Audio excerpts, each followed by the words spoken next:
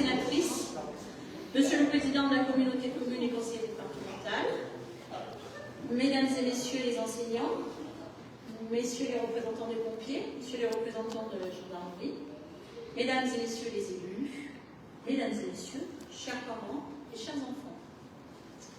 C'est avec une grande joie que je me tiens aujourd'hui devant vous pour inaugurer la restauration d'une partie de notre école primaire Cyprien Brard et du City Stade.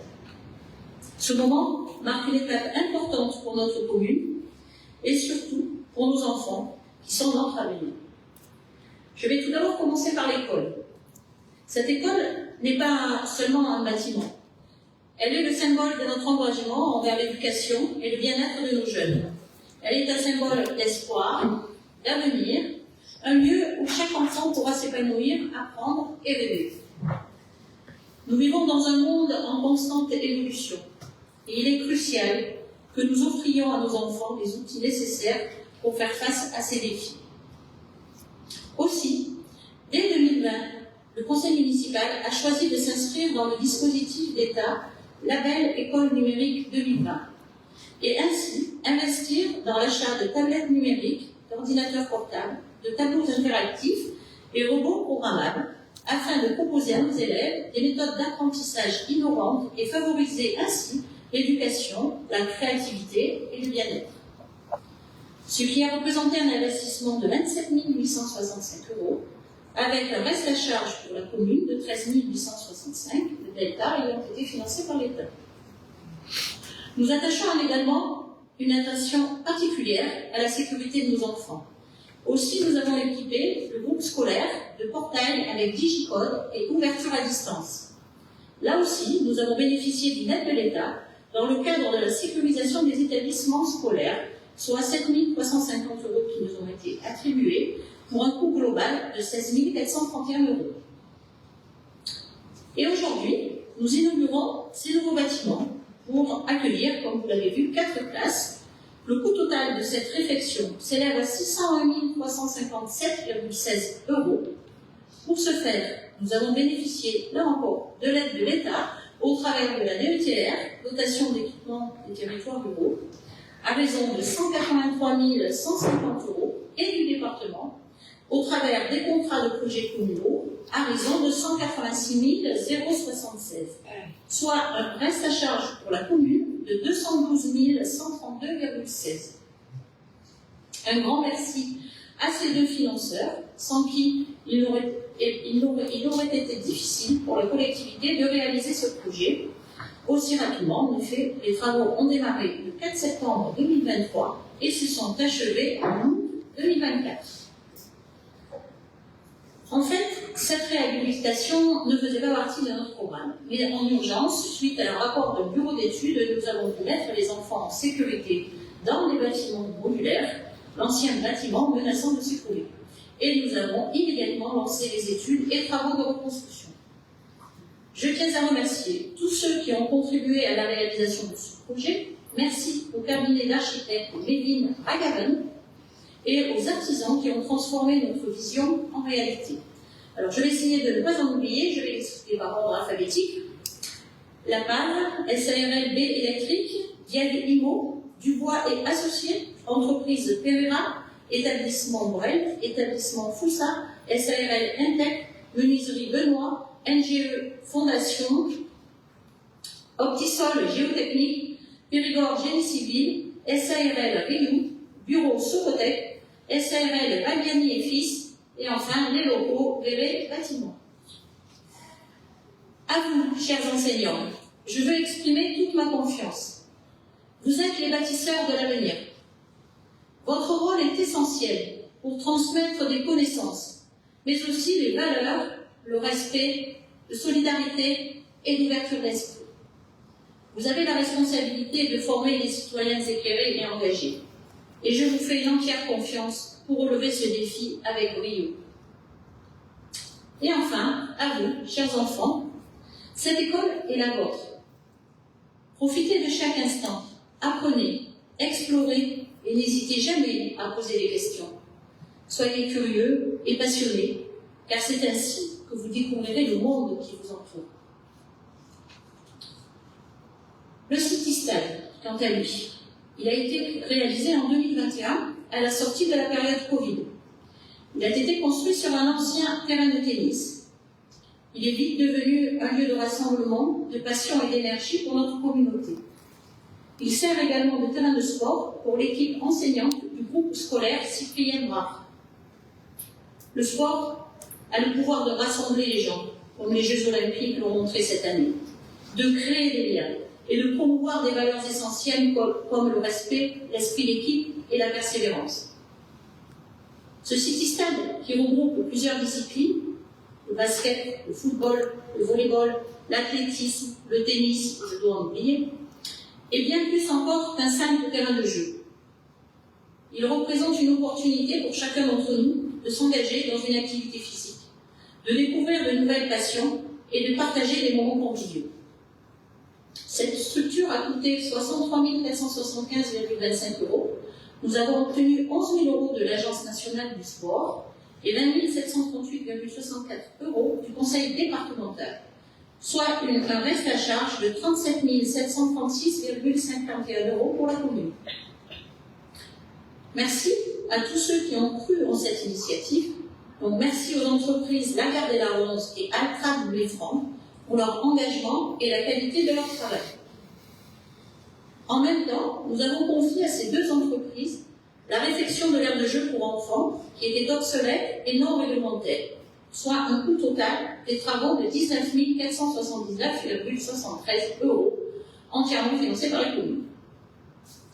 Soit un investissement global pour l'ensemble et donc à la charge de la commune de 306 289 €, équipement numérique compris. Merci aux élus municipaux et aux partenaires qui ont soutenu ces initiatives avec passion et détermination. Ensemble, nous construirons ainsi un avenir prometteur, un avenir où chaque enfant a la chance de s'épanouir et de réaliser ses rêves, aussi bien au travers de l'école qu'au travers d'activités sportives.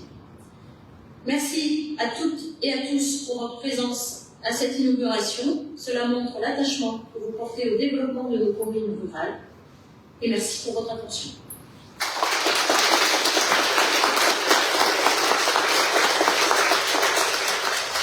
Je présente la parole à Madame la directrice.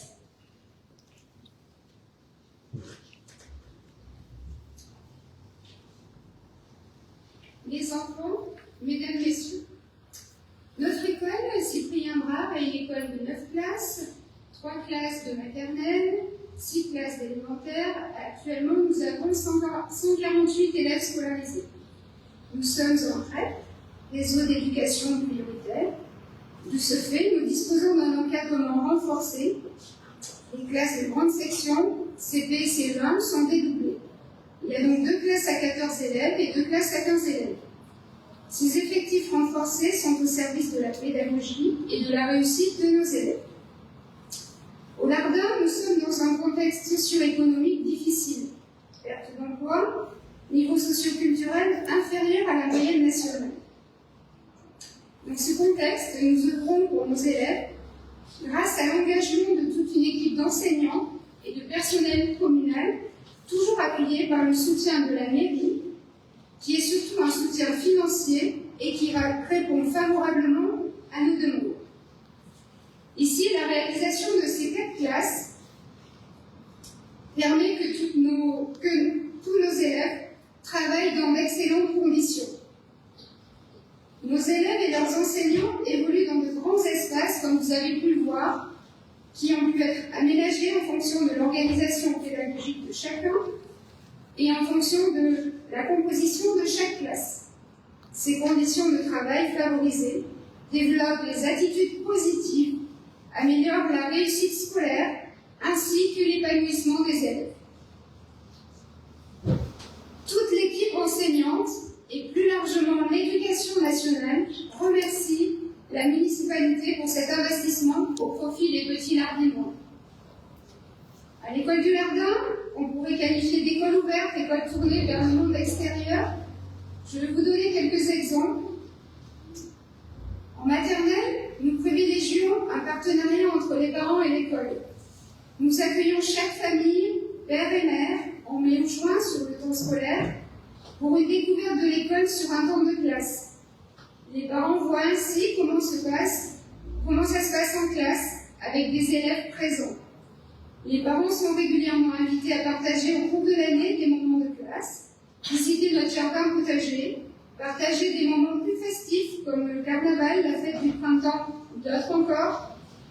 Un blog en maternelle permet aux parents d'avoir un retour en images sur la vie de leur enfant à l'école chaque semaine.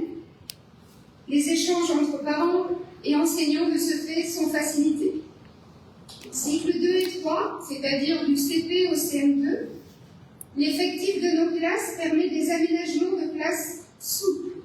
Par exemple, les élèves de CP qui sont répartis sur 2 classes, qui ont également des élèves de grande section ou des élèves de CE1 avec eux, peuvent avoir chaque jour un temps avec leur enseignant à 9 élèves pour travailler sur l'apprentissage de la lecture.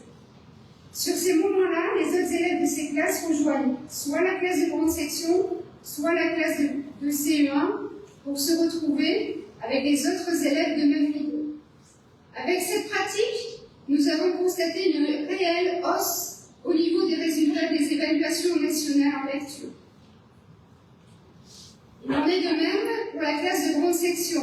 Plus tard dans l'année scolaire, quand les CP auront atteint un bon niveau de décodage en lecture, l'effectif en CP sera alourdi par rapport à aujourd'hui pour mettre l'accent sur les grandes sections. On fera sur certains moments de la journée 2 groupes de grandes sections à 9 avec 2 enseignants. 18 élèves, 2 enseignants. Et ainsi, nos élèves sont préparés au mieux à ce passage école maternelle, école élémentaire, du moins grande section, CP. Et cela nous permet d'avoir de bons résultats aux évaluations nationales en CP. Au Lardin, l'école est aussi tournée vers la vie de village. L'école est présente sur différentes manifestations. Les élèves de CM2 lisent un texte aux cérémonies de commémoration, 11 novembre, 8 mai. L'école a proposé des illustrations pour le salon du livre juste passé. Les enseignants y tenaient un stand.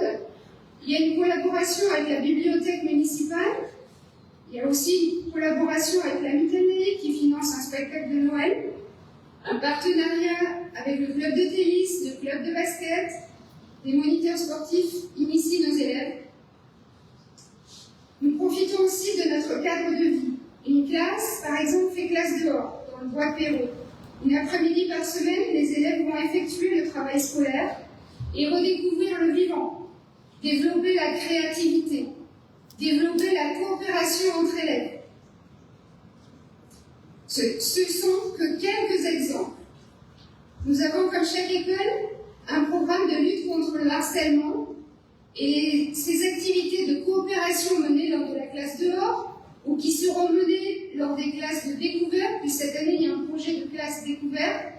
4 classes de l'école vont partir pour une classe découverte au Pays Basque.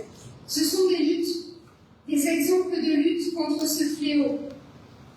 Nous avons un partenariat également avec la gendarmerie de Terrasson qui intervient dans la classe de CM1 pour expliquer ce qu'est le cyberharcèlement.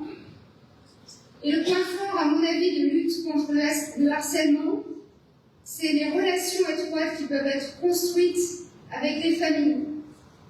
Nous rencontrons régulièrement, que ce soit à l'échange du soir ou plus longuement autour d'une table dans la classe, nous rencontrons régulièrement nos familles. Pour conclure, je dirais que je vous ai présenté un tout petit échantillon de ce qui se passe dans notre école grâce à l'investissement de la mairie, au taux d'encadrement privilégié. Sans ce taux d'encadrement privilégié, nous ne pourrions mener toutes ces actions.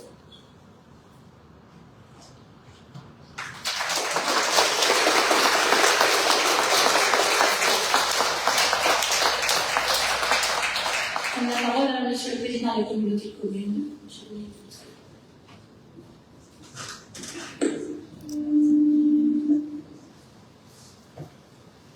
Le dynamisme d'un territoire, Madame le maire, passe par une certaine attractivité, par l'implication des différents décideurs locaux, municipalités, qui sont nombreux aujourd'hui, que ce soit les représentants des mairies, des différentes mairies du secteur, de la communauté de communes, et avec l'aide de différents partenaires. Madame la sous-préfète, merci de votre soutien pour notre territoire et pour cette commune. Monsieur le président du département, Madame la sénatrice. Donc, grâce à l'implication, l'engagement des élus locaux et l'aide de tous ceux qui, sans eux, on ne pourrait rien faire, les réalisations ont lieu sur ce territoire. Donc, c'est des constructions, des projets matériaux, mais rien ne serait possible sans l'engagement aussi des différents acteurs. Et Madame la directrice, vous avez développé les différentes actions qui ont lieu dans cette école. C'est important. Il faut des beaux locaux, ça a été dit, mais il faut aussi l'engagement des enseignants. Il faut un engagement des parents, de la vie associative autour des enfants qui sont l'avenir de ce territoire. C'est ainsi que, au-delà des difficultés, nous avons un territoire qui ne manque pas d'atouts pour avoir une attractivité entre les deux agglos de Périgueux et Brive. Ceci n'est possible que grâce à l'engagement de nous tous, car un projet de territoire, et je suis un président de communauté de communes heureux, où, dans un esprit de solidarité, de complémentarité, petit à petit se construit la conscience, l'image, la réalité d'un territoire. Dans le domaine économique, on est vice-présidente à l'économie, on se bat avec notre service. Je sais qu'ici, on a connu des difficultés, mais à partir des difficultés, il faut rebondir. Bon, c'est le plan de l'État qui a apporté quelques millions pour accompagner l'installation des uns et des autres, que ce soit des entreprises importantes, voire des commerçants, localement. Donc nous devons rebondir et demain, des combats futurs vont encore s'ouvrir pour maintenir cette activité fondamentale qui était le site des papeteries, pour que demain les emplois existent, les familles s'installent. On perd malheureusement un certain nombre d'enfants chaque année en Dordogne, mais ce n'est pas irrémédiable. Alors après le Covid, on a cru que les territoires ruraux, bien, tout le monde allait venir et tout allait se passer de façon merveilleuse dans le monde rural. Ceci est vrai qu'on a des atouts, mais sans un engagement de tous. Et ici, Madame le maire, le travail est important, même si le Lardin n'est pas considéré comme une commune pauvre, loin de là. Ça empêche que beaucoup de choses sont à faire. Tu as eu la modestie de ne pas le dire, mais voilà, la toiture a été refaite, la salle sera refaite, les écoles doivent être faites. Un certain nombre de gros investissements demain sont indispensables au dynamisme de cette commune. Et toi, avec ton conseil municipal, vous y êtes engagé profondément. Donc, dans un esprit de solidarité, la communauté de communes continuera à privilégier deux objectifs principaux, l'économie et les services à la population. C'est qu'à ce prix-là, des emplois, des services, que demain il y aura des enfants dans nos écoles et que nous continuerons à vivre. Donc c'est un travail collectif, mais ici, sous le soleil du Lardin, je crois qu'il faut qu'on garde l'espoir. Avec du dynamisme, nous réussirons. Donc merci à tous.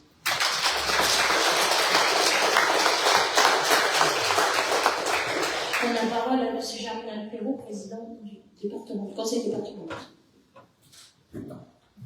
Madame la sous-préfète, Madame la maire, chère Francine, Madame la sénatrice, Monsieur le président de la communauté de commune, Madame la directrice du groupe scolaire, Mesdames, Messieurs, mon tour de vous dire quelques mots, on est nombreux à parler.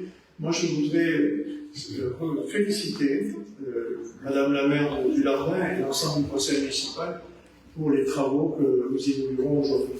D'abord, le site Istal, ça paraît rien, mais on se rend compte que que dans chaque village où on a installé un cyclistade, eh bien, il y a un lieu de vie qui se crée.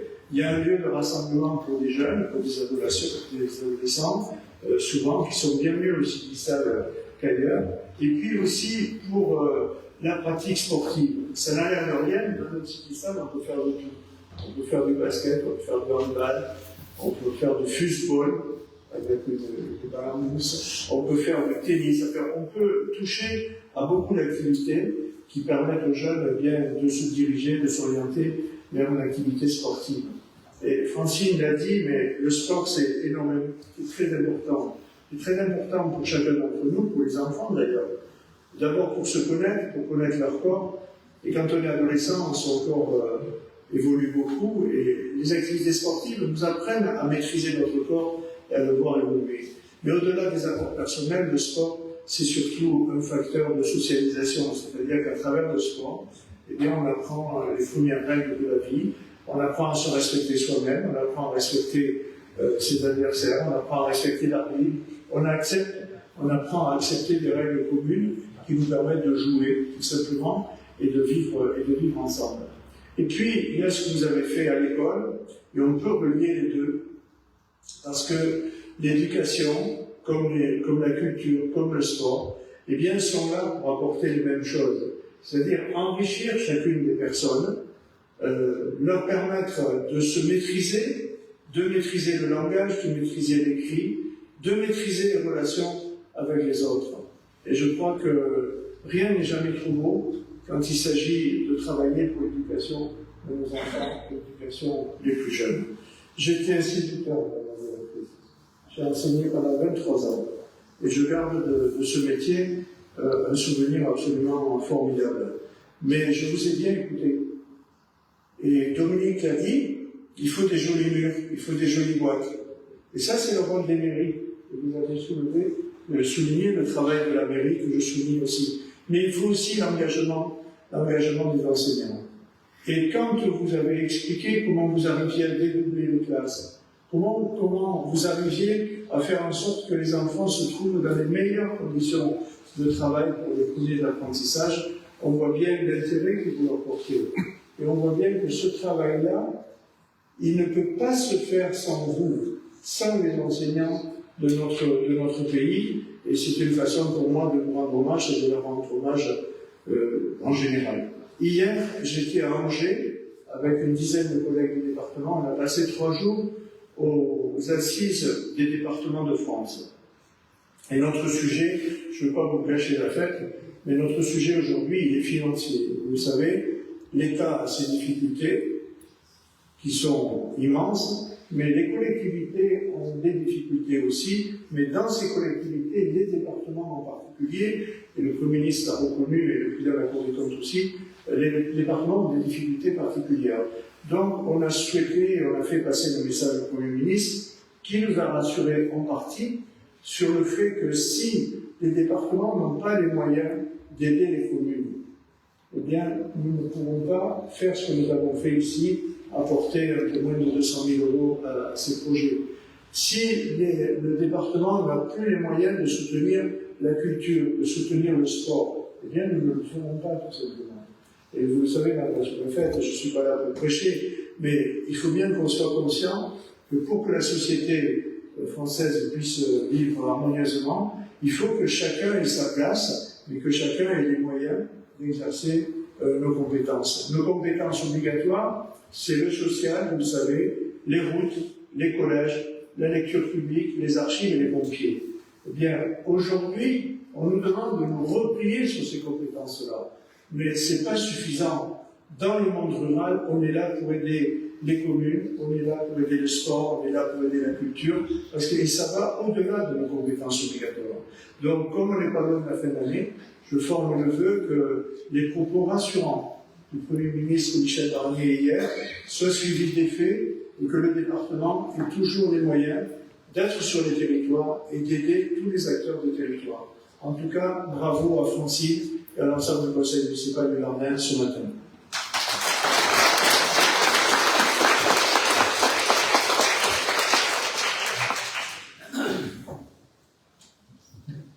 Madame la maire et chers collègues,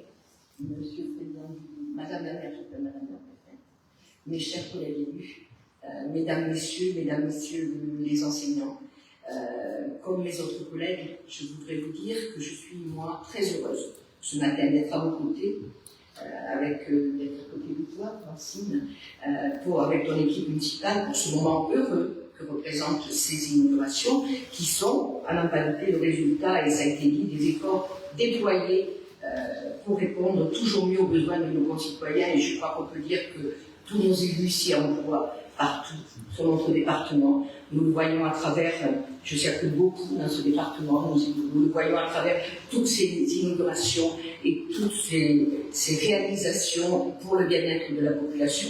Depuis plus d'1 an maintenant, cette commune du Lardin a eu à vivre des moments douloureux avec l'arrêt de cette ligne 4 des papeteries de Condat, et nous savons que la situation reste à ce jour inquiétante avec des commandes qui ne sont pas là et qui génèrent des arrêts de production très difficiles à vivre pour les salariés toujours présents dans l'usine. Je pense à eux parce que nous avons eu l'occasion de venir à plusieurs reprises les soutenir dans cette commune. Malheureusement, notre cas n'est pas isolé et je me dois, au milieu de ce moment certes heureux ce matin, de vous rappeler que nous sommes particulièrement inquiets à l'échelle nationale des vagues de licenciements qui se profilent aujourd'hui dans notre pays, que ce soit chez Sanofi, avec la vente de Doliprane à un fonds de pension américain, chez Michelin, Stellantis, Auchan. Voilà toute une série de licenciements qui vont avoir lieu et qui vont créer un sentiment d'inquiétude chez tous les salariés. Des entreprises qui, pour la plupart, je le rappelle, ont bénéficié, comme le groupe Lecta ici, d'aides conséquentes de l'État et qui n'hésitent pas à délocaliser pour produire à moindre coût vers d'autres pays. Le Premier ministre lui-même, d'ailleurs, indiquait récemment que nous étions en mesure de demander des comptes. Ce ne sont pas loin, il faut le savoir, de plus de 200 milliards d'euros dans le budget de l'État qui sont consentis à ces grandes entreprises sans aucune contrepartie. Et nous considérons aujourd'hui qu'il est temps d'y remédier à l'heure où précisément la France annonce vouloir réindustrialiser notre pays.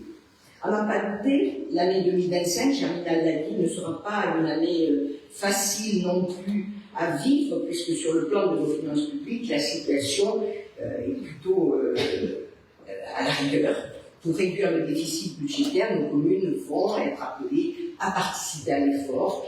Et quand on consolide l'ensemble, c'est presque 10 milliards d'euros qu'elles vont enregistrer de réduction budgétaire. Alors que nous savons qu'à elles seules, ces mêmes collectivités réalisent plus de 60% quand même des équipements publics du pays, ce ne sera pas évidemment sans conséquence sur l'économie locale et nationale. Heureusement, et là, on va revenir à nos inaugurations. Heureusement, nos élus ne se découragent pas. Et la preuve est là ce matin, avec cette volonté affichée de la part de l'équipe municipale de se battre résolument pour moderniser et dynamiser cette commune du Lardin. L'école, en tout premier lieu, bien sûr, et celle qui reste le cœur battant du village, et une préoccupation constante des élus pour conserver leur classe et faire en sorte d'accompagner au mieux les enseignants qui donnent beaucoup de leur personne et les enfants en leur mettant à disposition des locaux et des conditions de travail les plus agréables possibles. Il semble qu'ici aussi, les élus ne ménagent pas leurs efforts pour y parvenir. Et puis, avec cet équipement annexe que constitue le Citystade, eh bien, c'est aussi un effort pour faire participer au développement du sport qui joue, nous le savons, un rôle majeur en matière de lien social.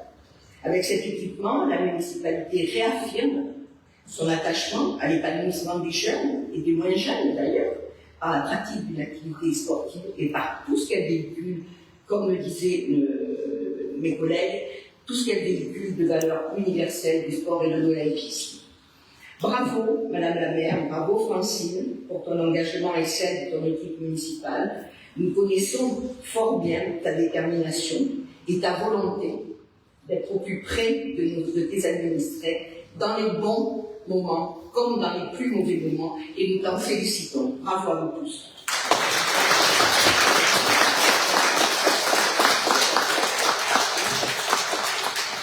Le mot de la femme, c'est Madame la sous-préfète.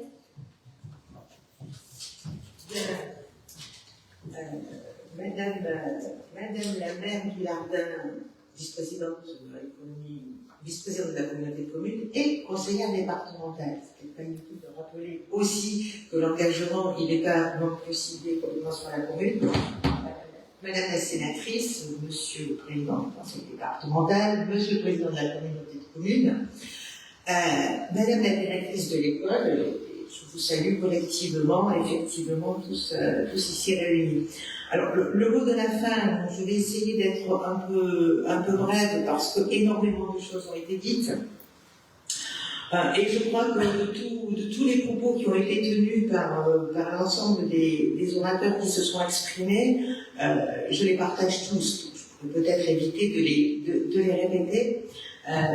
Déjà, bon, bien sûr, tout ce qu'on a dit à propos de l'éducation qui reste à la fois notre priorité pour la confiance et la construction de l'avenir, l'investissement bien sûr dans les locaux pour donner un cadre de travail aux enseignants et un cadre d'épanouissement aux élèves, l'investissement dans les équipements sportifs aussi qui relie l'aspect social, culturel, santé et puis aussi voilà toute la dynamique qui peut exister aussi entre la culture et le sport. Bon, bien sûr, tous ces éléments, je les partage complètement.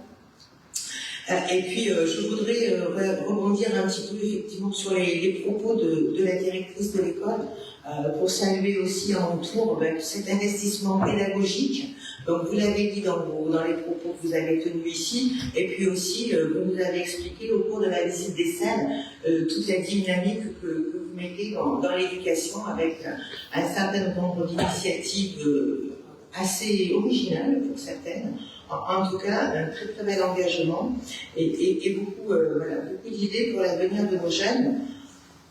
Et puis, vous avez souligné les uns et les autres, oui, les efforts de l'État en faveur de l'éducation, à la fois pour apporter des moyens supplémentaires sur ces secteurs un peu plus fragiles et qui sont classés en réseau d'éducation prioritaire. Et puis aussi, Madame la maire, vous avez évoquer les investissements de l'État, à la fois pour accompagner l'éducation et les élèves dans la transition numérique de notre pays, et puis aussi sur un sujet qui est très important pour la sécurisation des écoles, avec, on l'a vu, tous les éléments de sécurité extérieure, les digicodes, etc. Et puis j'ai noté également, que l'avait dit Madame la directrice, l'organisation fonctionnelle des locaux qui permet aussi, dans le cas d'un événement grave ou d'une intrusion, de mettre très rapidement les élèves en sécurité. Moi, ce qui m'a frappé dans la visite et dans ce qu'on a vu et dans les travaux qui ont été réalisés sur cette école, je serais tentée de dire, c'est l'intelligence, l'efficacité, la volonté d'être à la fois pratique, pragmatique, efficace, opérationnel, et dans une recherche de coût qui est loin d'être ostentatoire. On est vraiment dans l'efficacité pratique et opérationnelle, et effectivement, je crois que c'est important, et qu'il faut à la fois en féliciter Madame Lalard et votre équipe, et puis aussi, j'imagine que le talent de l'architecte pour quelque chose. C'est vraiment ça aujourd'hui, ce qu'on attend des collectivités, et ce que l'État s'attache à soutenir, c'est l'efficacité plutôt que des dépenses un petit peu qui pourraient être un peu ostentatoires et pas toujours pratiques. Et puis vous avez évoqué aussi avec beaucoup de détails, et je vous en remercie, Madame la maire, un certain nombre de projets qui sont portés par la commune. Moi j'ai regardé sur les années depuis 2020, je pense que ça correspond au début du mandat d'ailleurs. Sur les 4 dernières années, tout le soutien à la dynamique des investissements du côté de l'État, avec la DETR, on est à peu près à un peu plus de 360 000 €. Et on voit des éclairages publics, de réhabilitation de bâtiments, de gestion des eaux pluviales, de soutien à des activités économiques, de rénovation de la salle des fêtes, de recherche évidemment d'une consommation plus vertueuse en matière d'énergie, de sécurisation, on l'a dit. C'est déjà que vous avez investi dans l'éventail des compétences communales pour le développement économique et le bien-être des citoyens. Je dirais peut-être juste un mot de la commune du Lardin, qui est une commune atypique, qui a les contraintes de ses atouts, à la fois sur un territoire industriel dont l'inventeur, si je puis dire, est le Cyprien Brun, dont l'école porte le nom, puisque effectivement, dans les années 1800, il était venu vivre au Lardin, à la fois un ingénieur minéralogiste, voilà, qui a inventé l'écosystème industriel à cette époque-là, en tirant parti des atouts d'un territoire, d'abord l'éolienne et puis ensuite la verrerie, etc. Et non seulement il a inventé cet écosystème industriel, et je trouve ça fait un peu écho à ce qu'on dit aujourd'hui, il a aussi été remarquable par sa prise en compte de la dimension sociale aussi de l'emploi salarié, puisqu'il a construit autant au Lardin que dans tout son parcours dans d'autres sites industriels français. Il a apporté une attention aux salariés en créant une mutuelle, en créant des restaurants, l'ancêtre des restaurants d'entreprise, en créant une école privée, etc. pour les élèves. Donc on a vraiment, il y a 2 siècles, on avait déjà effectivement à la fois l'écosystème industriel et la notion de la fragilité et du besoin d'accompagnement social. Tout ça, ça ne peut que nous inspirer effectivement aujourd'hui, avec les difficultés de l'entreprise l'État du site de Condat que nous connaissons.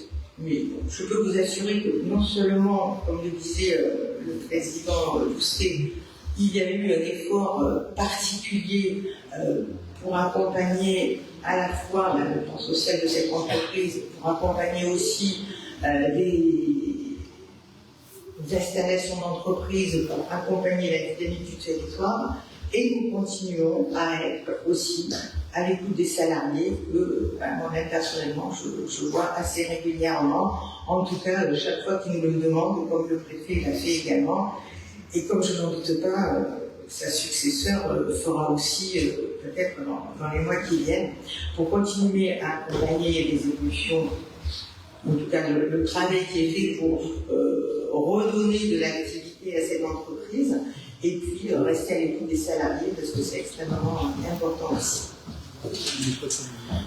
Je ne voudrais pas être très très longue, mais je crois que ce qu'on a vu aujourd'hui, effectivement, c'est une belle réussite. Et puis, au travers de vos explications, aux uns aux autres, mais bon, surtout pour la mère et la directrice de l'école, j'ai ressenti quand même une forme de satisfaction, un bonheur à porter ses projets, un bonheur à travailler sur l'éducation, et moi également aujourd'hui cette satisfaction je la partage. Et puis à titre personnel, bon, je crois qu'on peut tous se féliciter de la cohérence des propos qui ont été tenus, de l'engagement que nous avons travaillé ensemble sur le territoire, de l'énergie que mènent les élus effectivement à défendre leur projet, et puis aussi du travail que nous menons en commun. Et c'est important pour à chaque fois trouver les meilleures solutions, les meilleurs avantages financiers. Et vous avez évoqué, Monsieur le Président, les difficultés financières des départements. Moi, je m'engage, et peut-être que, je ne sais pas si certains élus dans la salle ont déjà été dans cette situation, nous nous engageons aussi, moi en tout cas je m'engage personnellement pour la campagne 2025, et à rechercher avec les communes les meilleures solutions pour, temporairement, sur certains projets, mais peut-être aussi apporter plus de financement de l'État quand, pour les raisons qu'on a évoquées, pendant quelque temps, le conseil départemental ou d'autres collectivités ne pourraient pas apporter leur concours. Et réellement, je crois que ça ne va pas être très compliqué parce que on se rend compte aussi que bon, la DETR, c'est à peu près sur l'arrondissement du Sarlat, c'est autour de 3,5 millions. Mais on se rend compte aussi que c'est une enveloppe qui est pérenne et qui est reconduite tous les ans, qui n'est pas annoncée avec des baisses en 2025. Donc on peut parfaitement aussi, avec une priorisation adaptée des projets, apporter plus à ceux qui sont aboutis, prêts à démarrer, et puis peut-être différer les financements pour ceux qui sont encore au stade des études, des projets peu aboutis. Moi, juste pour conclure, je crois qu'effectivement, tout ce qu'on a dit aujourd'hui, tout ce qu'on a entendu, effectivement, ça ne peut que nous amener à avoir une confiance en l'avenir, une confiance dans les générations futures, et puis, même si nous savons que ça va être du travail, de l'énergie et de l'engagement, aujourd'hui, je suis à la fois optimiste et j'espère que je peux vous encourager aussi à partager cet optimisme. Merci.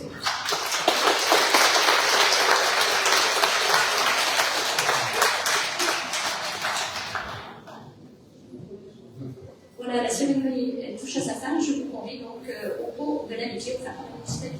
Merci pour votre présence.